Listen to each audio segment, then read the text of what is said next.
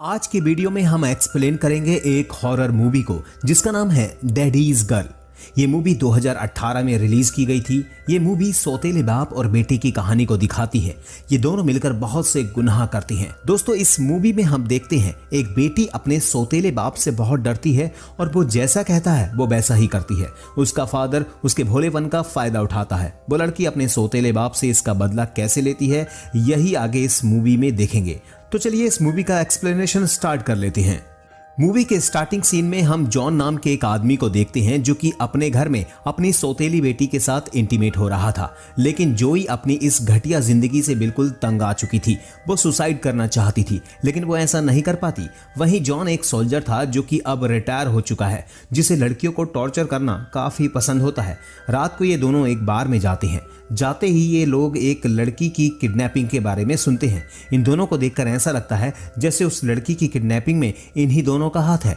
अपने अगले शिकार के लिए ये दोनों बार पहुंचते हैं। तभी इन लोगों को एक लड़की अकेले बैठे हुए दिखाई देती है। ये लोग उस लड़की को फ्री में ड्रिंक पिलाते हैं। इसके बाद ये लोग उस लड़की को पकड़कर अपने घर ले आते हैं, जहां जॉन उस लड़की को जबरदस्ती पकड़कर एक रूम में ले जाकर बांध देता है और उससे कहता है कि तुम्हारा नर्क में स्वागत है।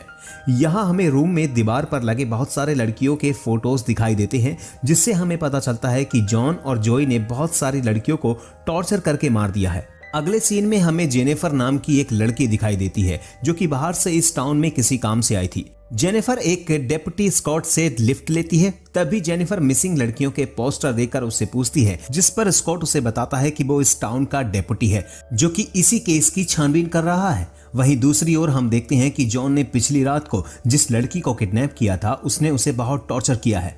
लेकिन अगले ही दिन जोई उसके पास आती है और उससे कहती है कि इन सब के लिए उसे बहुत बुरा लग रहा है, लेकिन वो उसके लिए कुछ नहीं कर सकती है क्योंकि जोई जॉन से बहुत डरती थी। इसके बाद जोई उस लड़की के लिए एक फांसी का फंदा तैयार करती है और उसे जाकर 2 ऑप्शंस देती है। उसमें से पहला ऑप्शन ये है कि वो इसी तरह जॉन का टॉर्चर सहती रहे, जबकि दूसरा ऑप्शन ये है कि वो जल्दी से अपनी जान दे दे। वो लड़की फंदे से लटक कर सुसाइड कर लेती है। जॉन आकर जब उस लड़की को मरा हुआ देखता है तब वो समझ जाता है कि ये सब जोई ने किया है, जिस वजह से जॉन जोई पर बहुत ज्यादा गुस्सा हो जाता है। वो एक कटर लेता है और जोई से कहता है कि अब तुम इस लड़की के टुकड़े करोगी। जोई जॉन से बहुत डरती थी और इसलिए वो ना चाहते हुए भी ऐसा ही करती है। इसके बाद हम देखते हैं कि एक लेडी स्कॉट को वहां बुलाती है। जब स्कॉट उस लेडी के पास पहुंचता है तब वो लेडी उससे कहती है कुछ बच्चे उसके घर के अंडों को फोड़कर उसे नुकसान कर रहे हैं। वो उन बच्चों को उसे अरेस्ट करने के लिए बोलती है। स्कॉट उस लेडी को समझाता है कि वो बस बच्चे शरारती हैं और कुछ भी नहीं है, इसलिए वो उन्हें अरेस्ट नहीं कर सकता। लेकिन तभी वो बदमाश बच्चे स्कॉट की गाड़ी के टायर की हवा निकालकर वहां से भाग जाते हैं। ये सब देखकर स्कॉट को बहुत गुस्सा आता है। इसके बाद वो पास के गैराज में जाता है, जहां जाकर वो जॉन से मिलता है। जॉन का एक गाड़ी गैराज है। जॉन को देखने के बाद स्कॉट को ऐसा लगता है शायद उसने जॉन को कहीं देखा है। स्कॉट जॉन से पूछता है क्या वो मिलिट्री में था। जॉन उसे बताता है कि हाँ, उसे इराक भेजा गया था। स्कॉट उसे बताता है कि वो भी एक समय में इराक में था, लेकिन उसका बैच अलग था। जब जॉन से स्कॉट बातें करता है तब उसे लगता है कि इस इंसान में कुछ न कुछ गड़बड़ है। वो जॉन के बारे में अपने शेरिफ और उसके बेटी से पूछता है, जहां शेरिफ उसे बताती है कि मिलिट्री से आने के बाद जॉन ने एक लेडी से शादी कर ली थी, जिसकी 11 साल की एक लड़की भी थी। लेकिन शादी के 2 साल बाद ही उसकी वाइफ ने सुसाइड कर लिया, जिसके बाद जॉन अपनी यंग गर्लफ्रेंड के साथ अब रहता है। यहाँ पर हमें ये पता चलता है कि जॉन ने सभी लोगों से झूठ बोला है कि जोई उसकी स्टेप डॉटर नहीं बल्कि यंग गर्लफ्रेंड है। अगले सीन में हम देखते हैं कि जॉन और जोई अपने अगले शिकार के लिए बार में जाते हैं। बार में जोई को जेनिफर दिखाई देती है जो कि बार अटेंडर थी, जिसके साथ वो बातें करने लगती है। लेकिन कुछ देर बाद ही हम देखते हैं जॉन एक लड़की के साथ होता है। जोई जाकर उस लड़की के पास बैठती है। कुछ देर बाद जेनिफर उनके पास आती है तो जॉन उसे देखता है और उसके साथ फ्लर्ट करने लगता है। इसके बाद जेनिफर भी उसके साथ डेट पर चलने के लिए राजी हो जाती है। लेकिन आज वो जेनिफर के साथ नहीं जाना चाहता, बल्कि आज उनका शिकार एक दूसरी लड़की बनती है, जिसे घर ले जाने के बाद जॉन उसे शॉक देकर उसे टॉर्चर करता है। वो उससे कहता है कि मरने के बाद सभी लोग नर्क में जाते हैं, जहां उन लोगों को बहुत सारी तकलीफें सहनी पड़ती हैं, लेकिन हम लोगों के मरने से पहले ही उन्हें नर्क जैसी यातनाएं यहाँ देते हैं। वो उसे यहाँ पर काफी टॉर्चर करता है। दूसरी तरफ स्कॉट को एक पुरानी फाइल फाइल फोटो से पता चलता है कि जॉन सोल्जर से रिटायर नहीं हुआ है, बल्कि उसे सोल्जर से निकाल दिया गया था क्योंकि उसने रूल्स ब्रेक किए थे। जिसके बाद उसने 11 साल की बेटी की मां से शादी कर ली थी और उसकी पत्नी ने शादी के 2 साल बाद ही सुसाइड कर ली थी। ये बात स्कॉट शेरिफ की बेटी को भी बताता है, जिसके बाद इन लोगों को पता चलता है कि जॉन के साथ रह रही लड़की उसकी गर्लफ्रेंड नहीं बल्कि उसकी स्टेप डॉटर है। वहीं दूसरी ओर हम देखते हैं जॉन उस लड़की को टॉर्चर कर रहा होता है।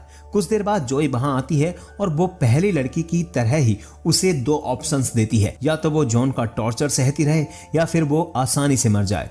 वो लड़की भी जॉन का टॉर्चर सहना नहीं चाहती और इसलिए वो जोई के दिए गन से सुसाइड कर लेती है।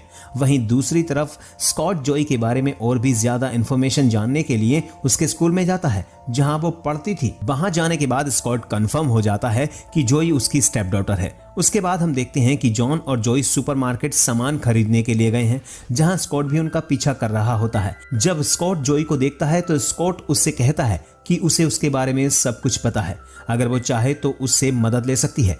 लेकिन जोई उससे झूठ बोलती है। वो कहती है कि वो गलत सोच रहा है, ऐसा कुछ भी नहीं है।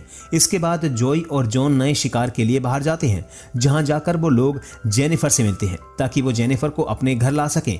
लेकिन जोई जेनिफर को समझाने की कोशिश करती है और वो उससे कहती है कि वो उनके साथ ना आए क्योंकि जोई को जेनिफर पसंद होती है और वो ऐसा नहीं चाहती थी कि जेनिफर के साथ वही सब कुछ हो जो उन लड़कियों के साथ हुआ है। लेकिन जेनिफर उसकी बात नहीं सुनती। इसके बाद जॉन जेनिफर के ड्रिंक में ड्रग्स मिला देता है और उसे बेहोश करके घर ले आता है, जहां वो बाकी लड़कियों की तरह उसे बांधकर टॉर्चर करने लगता है। वहीं दूसरी ओर हम देखते हैं स्कॉट भी जॉन का पीछा करते हुए उसके घर तक आ चुका है। लेकिन जैसे ही स्कॉट घर के नजदीक पहुंचता है उसका पैर एक ट्रैप में फंस जाता है और वो दर्द के मारे चिल्लाने लगता है। तभी जोई वहां आती है और उस ट्रैप से उसका पैर निकालने में उसकी मदद करती है। लेकिन उसी वक्त वहां पर जॉन आ जाता है जो कि स्कॉट को उठाकर अंदर ले जाता है। तब वो देखता है कि बेड पर जेनिफर नहीं होती है क्योंकि जेनिफर अपनी ईयर रिंग की मदद से अपने लॉक को खोल चुकी थी और वो बाहर जाकर छुप गई थी। उसके बाद जॉन उसे ढूंढने के लिए बाहर जाता है। जॉन उसे ढूंढकर पकड़ लेता है और पकड़कर घर ले आता है। उसी वक्त जेनिफर और जॉन की फाइट होने लगती है। इधर हम देखते हैं कि स्कॉट जोई को कहता है कि तुम एक अच्छी लड़की हो और उसे थैंक्स कहता है। जोई के अंदर का इंसान जाग जाता है। वो जॉन के ऐसे व्यवहार से तंग आ चुकी थी और वो अंदर ही अंदर जॉन से बहुत गुस्सा भी थी, इसलिए वो गन उठाती है और जॉन को शूट कर देती है। इसके कुछ दिनों बाद हम स्कॉट को देखते हैं जिसके पास शेरिफ की बेटी होती है। वो स्कॉट से जोई के बारे में पूछती है। स्कॉट वहां पर झूठ बोलता है और वो उससे कहता है कि उसका अभी भी कुछ पता नहीं चल पाया है। मूवी के लास्ट सीन में हम देखते हैं कि जोई और जेनिफर मिलकर सारे क्रिमिनल्स को मारने लगते हैं जो कि जॉन की तरह ही होते हैं। और इसी के साथ इस मूवी का यहीं पर एंड हो जाता है। वीडियो देखने के लिए थैंक यू।